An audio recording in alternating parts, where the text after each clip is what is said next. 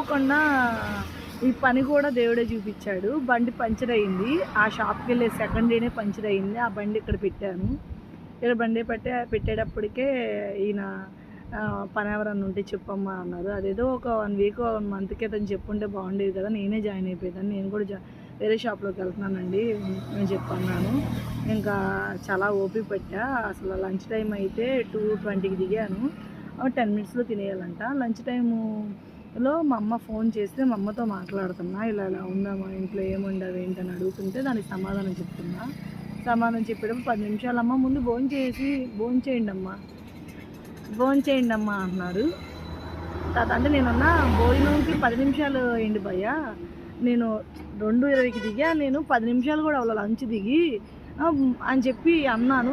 ఇప్పుడు తప్పు లేకపోతే ఎంత పెద్దవాళ్ళైనా అసలు వాళ్ళు పెద్దోళ్ళు, వాళ్ళు వాండర్లు అని ఆలోచించను. ఎందుకో ఏమో సహించలేను. సహించే శక్తి మాత్రం దేవుడు నాకు ఇవ్వలేదు. అది ఆ నిమిషం అయిపోవాలి. నచ్చలేదనుకో ఆ నిమిషం చెప్పేస్తా.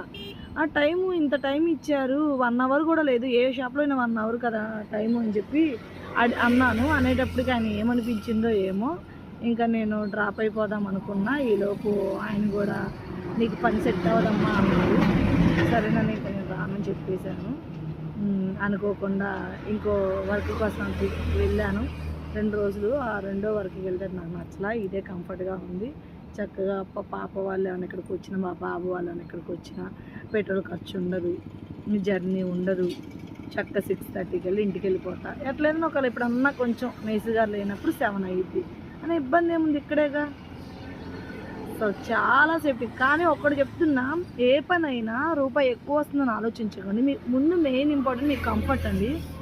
మీ కంఫర్ట్, మీకు చేయగలుగుతాను, ఇది తక్కువైనా పర్లేదు అని అనుకున్నప్పుడు మాత్రం కంఫర్ట్గా ఉన్నదే ఎంచుకోండి. డబ్బులు ఎక్కువ వచ్చినా కంఫర్ట్ లేనప్పుడు ఎందుకంటే అది చేసిన అలాంటి దగ్గర చేసిన విలువ ఉండదు. కొన్ని చోట్ల విలువ ఉండదు. ఎక్కడ విలువ ఉంటుందో అక్కడే మీరు వర్క్ చేయండి. విలువ లేని చోట ఎందుకండి అంత ప్రయాసపడినా అది వ్యర్థం.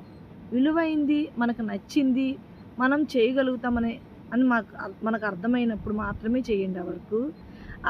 మన కంఫర్ట్ లేదు, మనకి ఇబ్బందిగా ఉంది, మన చేసిన కష్టాన్ని గుర్తించలేరు అనుకున్న దగ్గర రూపాయి ఎక్కువైనా వదిలేసేయండి. ఎందుకంటే అలాంటి దగ్గర విలువ లేనప్పుడు ఇప్పుడు ఓపికగా చెప్పాలి. 2-3 రోజులకి వర్క్ ఎలా వచ్చేస్తుందండి. ఒక రెండో రోజు ఇలా పేరు నువ్వు డిగ్రీ అయినా చదివావు అని చెప్పని భయ్యా అన్నారు. అనేటప్పటికి నేను డిగ్రీ చదివాను.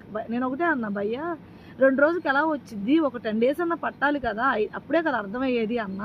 అప్పుడే అర్థమైపోయింది, ఈ అమ్మాయి తప్పు లేకుండా మాట పడదు అనుకున్నారో ఏమో, మీరు నీకు సెట్ అవ్వదని చెప్పేశారు. నేను కామ్ డౌన్.